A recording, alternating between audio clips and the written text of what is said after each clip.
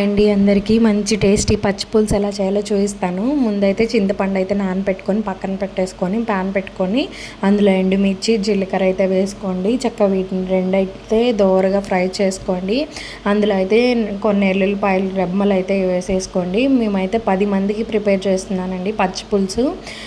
మీ కారానికి సరిపడా ఎండుమిర్చి వేయాలి, తర్వాత పచ్చిమిర్చి కూడా వేయాలి. రెండు కలిపి వేస్తేనే బాగుంటుంది పచ్చి పులుసు టేస్ట్ అయితే.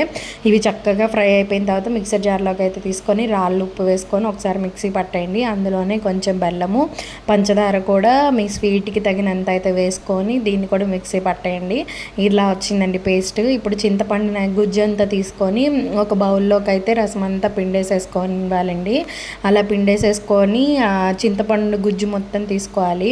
ఆ గుజ్జులోకి అయితే మీరు ఏదైతే పక్కన పెట్టుకొని ఉంటారు కదా, ఆ పేస్ట్ ఉంటుంది కదా, ఆ పేస్ట్ ఏదైతే ఉందో ఆ పేస్ట్ని అయితే చక్కగా చింతపండు రసంలో అయితే మొత్తం కలిపేసేసుకోవాలండి. కలిపేసేసుకొని ఆనియన్స్ ఉంటాయి కదా, ఆనియన్స్ని అయితే చీలికలుగా కోసుకుంటే తినేటప్పుడు తగులుతూ ఉంటాయి, అప్పుడైతే టేస్టీగా ఉంటుంది. ఆ చీలికల్ని కూడా ఇందులో వేసేసుకోవాలి. వేసేసుకున్న తర్వాత మనం తాలింపు వేసుకున్న తర్వాత అయితే వాటర్ అయితే యాడ్ చేయాలి. తాలింపు కోసం అయితే ప్యాన్ పెట్టుకొని అందులో ఆయిల్ వేసుకొని సన్నావాలు ఉంటాయి కదా, ఆ సన్నావాలు, జీలకర్ర, కరివేపాకు అయితే వేసుకొని చక్కగా ఫ్రై అవ్వనండి. తాలింపు దినుసులు అయితే వేసుకోవద్దు, అవి మెత్తగా అయిపోతాయి. పచ్చి పులుసులో ఇంగానే అస్సలు బాగోదు. తర్వాత కొంచెం ఇంగువ వేసుకోండి, తాలింపులో మంచి టేస్ట్ అయితే ఇస్తుంది ఇంగువ ఫ్లేవర్ అనేది.